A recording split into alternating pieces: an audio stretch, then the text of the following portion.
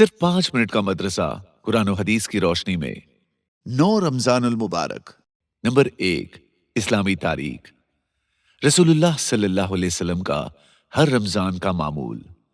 हजरत अब्दुल्लाह बिन अब्बास रजी अल्लाह अन्हुमा फरमाते हैं कि रसूलुल्लाह सल्लल्लाहु अलैहि वसल्लम लोगों में सबसे ज्यादा सखी थे। रमजान के महीने में जब हजरत जिब्राइल अलैहिस्सलाम आकर आपसे मिलते थे, उस वक्त आपकी सखावत में और इजाफा हो जाता था। और रमजान की हर रात में हजरत जिब्राइल अलैहिस्सलाम आकर रसूलुल्लाह सल्लल्लाहु अलैहि वसल्लम से मिलते थे और कुरान पाक का दौर करते थे।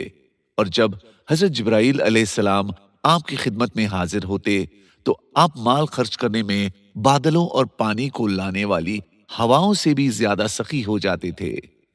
हदीस मुबारका से पता चलता है कि रमजानुल मुबारक की हर रात में हजरत जिब्राइल अलैहिस्सलाम रसूलुल्लाह सल्लल्लाहु अलैहि वसल्लम के साथ कुरान पाक का दौर करते थे। हजरत जिब्राइल आप सल्लल्लाहु अलैहि वसल्लम को कुरान सुनाते थे और आप हजरत जिब्राइल को सुनाते थे, और ये मामूल हर रमजान का था।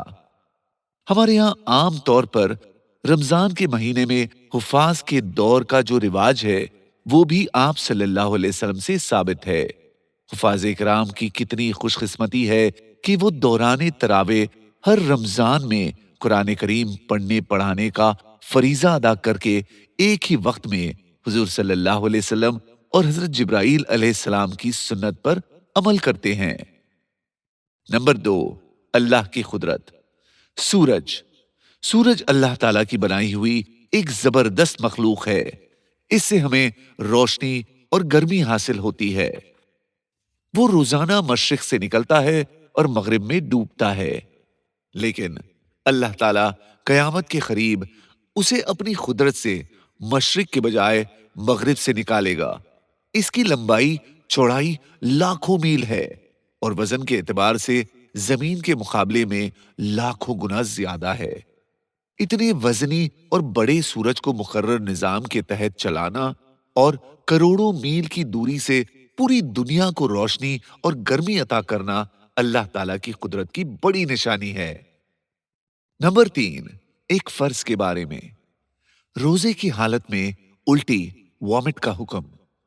रोजे की हालत में खुद ब खुद उल्टी हो जाने से रोजा नहीं टूटता, चाहे मुंह भर कर लो।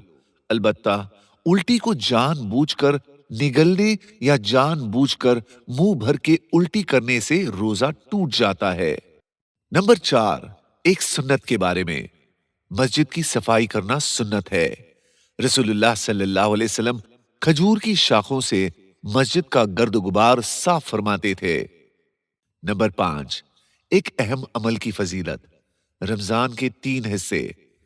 रसूलुल्लाह सल्लल्लाहु अलैहि वसल्लम ने रमजान के मुतालिक फरमाया, ये ऐसा महीना है कि इसका अव्वल हिस्सा अल्लाह की रहमत है और दरमियानी हिस्सा मगफिरत है और आखिरी हिस्सा आग से आजादी है। जो शख्स इस महीने में अपने गुलाम और खादिम के बोझ को हल्का कर दे, अल्लाह ताला उसकी मगफिरत फरमाते हैं और आग से आजादी अता फरमाते हैं। नंबर 6, एक गुनाह के बारे में। नाबीना को गलत रास्ता बताना। रसूलुल्लाह सल्लल्लाहु अलैहि वसल्लम ने इरशाद फरमाया, लानत है उस शख्स पर जिसने नाबीना को गलत रास्ता बताया। नंबर 7, दुनिया के बारे में। दुनिया की आजमाइश से पनाह। मुसआब बिन साद रजी अल्लाह अन्हु ने अपने वालिद साद बिन अबी वक्कास रजी अल्लाह अन्हु से नकल किया कि रसूलुल्लाह सल्लल्लाहु अलैहि वसल्लम हमें ये कलिमात इस तरह सिखाते थे जैसे लिखना सिखाते थे। ए अल्लाह, मैं तेरी पनाह मांगता हूँ बुखल से, और तेरी पनाह मांगता हूँ बुजदिली से, और तेरी पनाह मांगता हूँ बहुत बुढ़ापे से, और तेरी पनाह मांगता हूँ दुनिया की आजमाइश से और खबर के अजाब से। नंबर 8, आखिरत के बारे में। हाफिज कुरान का मकाम। रसूलुल्लाह सल्लल्लाहु अलैहि वसल्लम ने फरमाया, कयामत के दिन साहिबे कुरान से कहा जाएगा, कुरान शरीफ पढ़ता जा और जन्नत के दर्जों पर चढ़ता जा और ठहर ठहर कर पढ़ जैसे कि तू दुनिया में ठहर ठहर कर पढ़ा करता था। बस तेरा मकाम वही होगा جہاں تیری آخری آیت کی تلاوت ختم ہوگی۔ نمبر 9، طب نبوی سے علاج، قرآن کریم میں شفا۔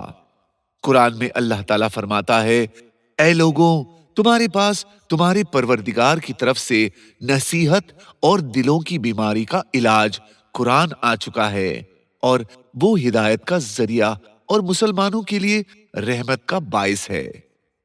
نوٹ: قرآن مجید کی کثرت سے تلاوت دل کی تمام بیماریوں کے لیے صحت بخش ہے، اور اس میں دنیا و آخرت کے تمام امراض کے لیے شفا دینے والا علاج موجود ہے۔ نمبر 10، قرآن کی نصیحت، اللہ سے دعا مانگو۔ قرآن میں اللہ تعالیٰ فرماتا ہے، تمہارے پروردگار نے کہا ہے کہ مجھ سے دعا مانگو، میں تمہاری دعائیں قبول کروں گا۔ جزاک اللہ۔